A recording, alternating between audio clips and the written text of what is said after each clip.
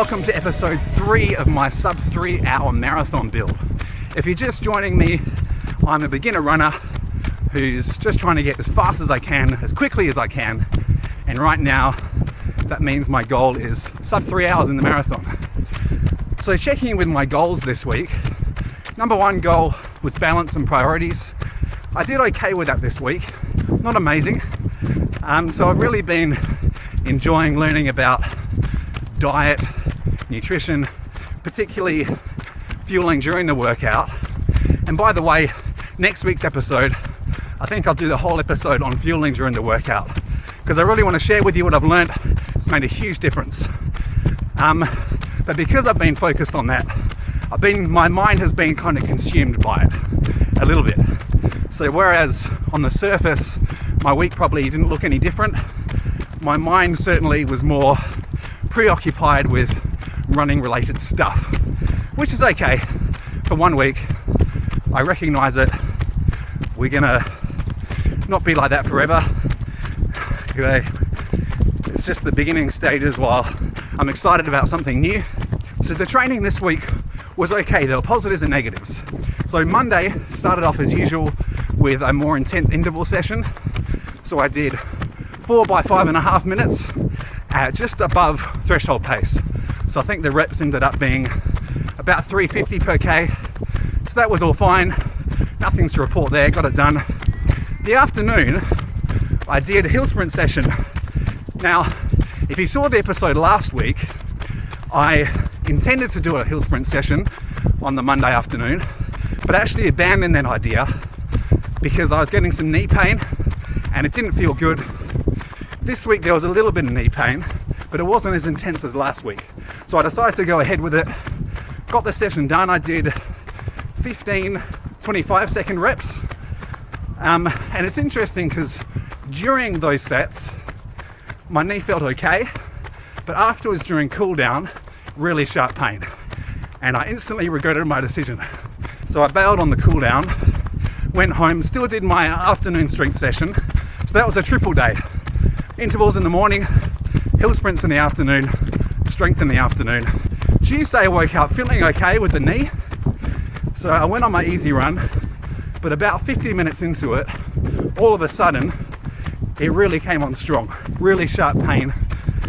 So much so that I couldn't keep running. I ended up having to walk home. So that wasn't ideal. That was a bit concerning. So that day, I went and got a compression bandage, iced my knee, all that stuff. Of course, abandoned the afternoon session that day and was a bit worried how I'd pull up on Wednesday because obviously that's a key workout day for me with the double threshold. But fortunately, Wednesday woke up feeling great. Well, not feeling great, the knee was great. I felt knackered. So I went out for the morning threshold session, which was 2 15-minute intervals at half marathon pace. And there were positives and negatives about this day. The negative is that I really screwed up myself from those hill sprints on Monday. So I had to deal with the consequences of that poor decision on Monday for the workout on Wednesday, and it did negatively affect my session, but I had the good sense to pull it back on Wednesday. So I knew my body wasn't ready to perform at 100%, because with intensities, our body knows nothing of paces. It just knows what's going on inside. It doesn't care about your pace.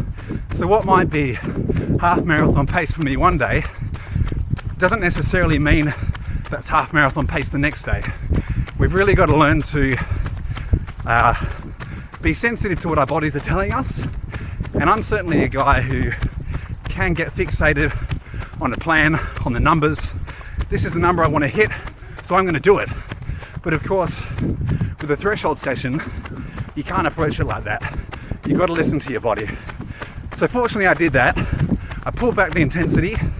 As a result, of course the intervals were slower, but I still got that threshold stimulus that I was looking for, which is really good. But it just goes to show how one bad decision can really affect things and hamper your performance.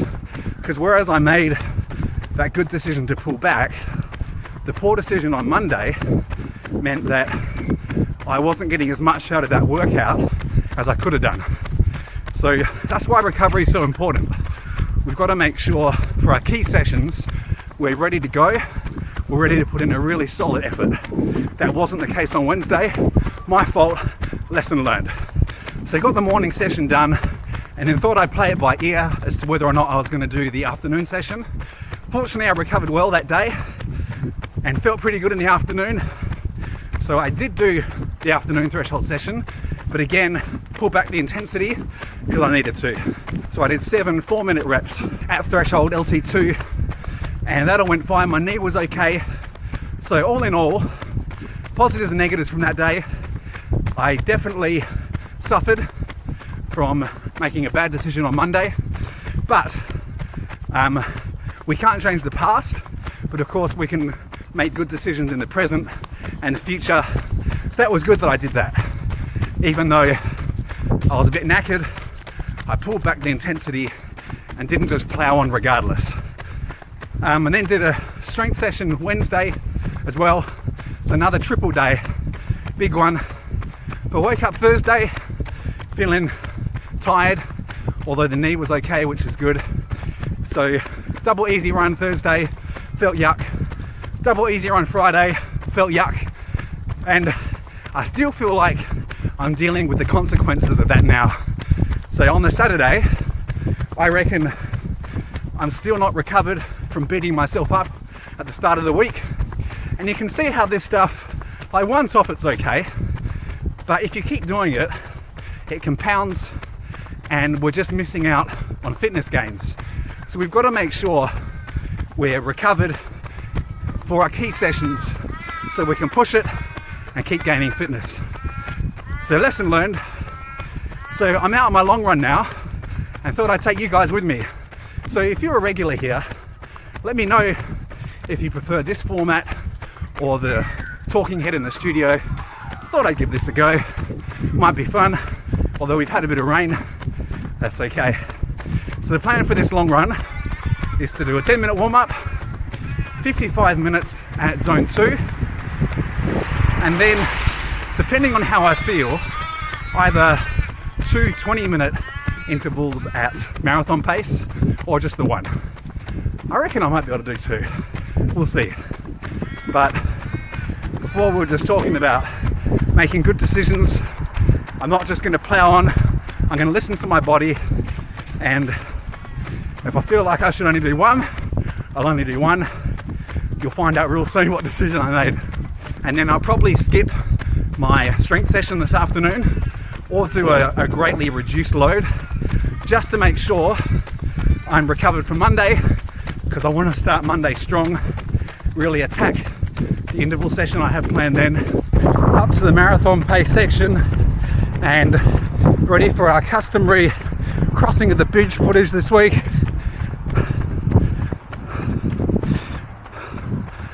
Not quite as good this week, raining and clouds, still good.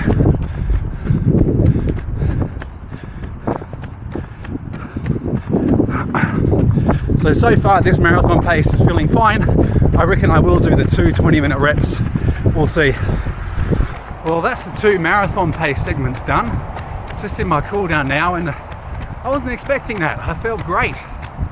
I felt strong, felt stable, felt in control. So, I mean, go figure, I was carrying a lot of fatigue into this run, and I felt it too. But, I don't know, after I warmed up, got to the marathon segments, felt really good.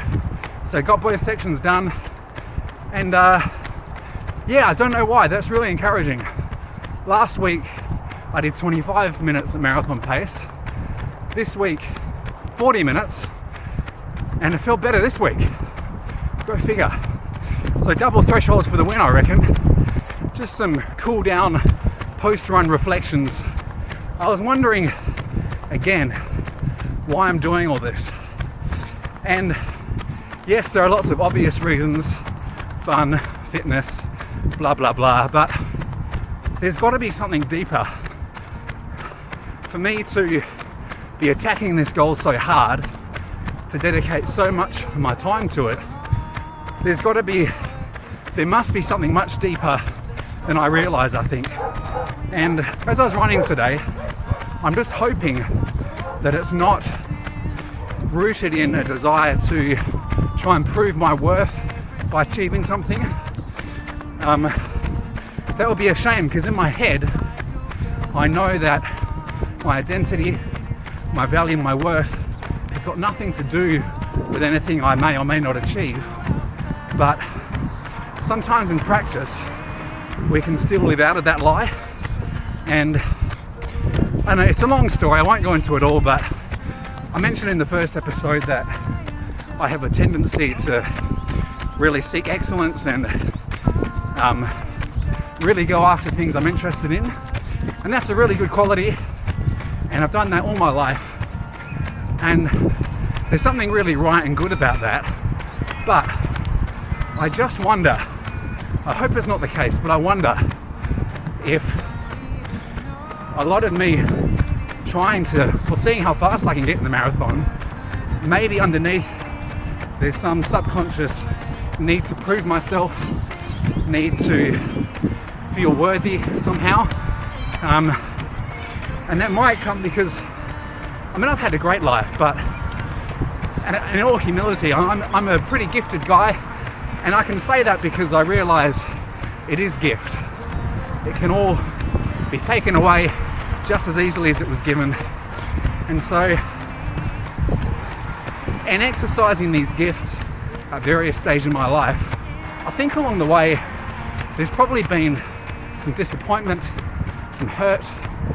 Much of my life has been dedicated to music, and again, I can say in humility because it's all in the past now, but I was very, very good. I was certainly on the verge of, I guess, what is making it as a pro, but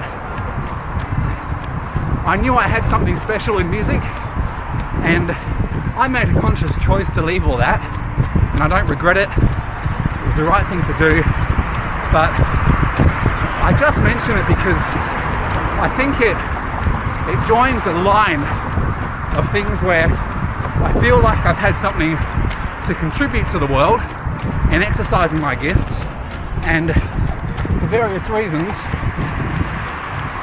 I've always been cut short and never reached my potential. And there's obviously disappointment with that, but the disappointment isn't, I don't think, from a self-glory point of view. Like, I don't want it just to try and be a legend. It's because there's a desire and I think a duty to contribute to the world in exercising these gifts, and there's something so right about when we do that. Like, when I'm exercising my gifts and I can see good is coming from it, that's a beautiful thing. That's part of what it is to be human, to just be who we are. And so I think that's where some of the perhaps disappointment and hurt has come along the way, from that point of view, rather than me wanting to achieve greatness in something. It's just more about me, I think, fulfilling my purpose, perhaps, I don't know. But I hope that that isn't the case with running, that having experienced all the, I guess, failings, disappointment, hurt, I mean, I say hurt, I'm not hurt, but I acknowledge that there's probably stuff under the surface that I don't even know about. So I hope that this isn't a response to that, that having seemingly failed in other areas where I've applied myself, that this isn't some last-ditch attempt to prove to myself that I'm worthy, because I know that's rubbish. My worth has nothing to do with what I may or may not achieve, but I just hope that's not the case. Anyway, some light post-run reflections for you. Thanks for joining me. I'll see you next week. Explain, but I know for sure I can trust his voice, it is secure. I feel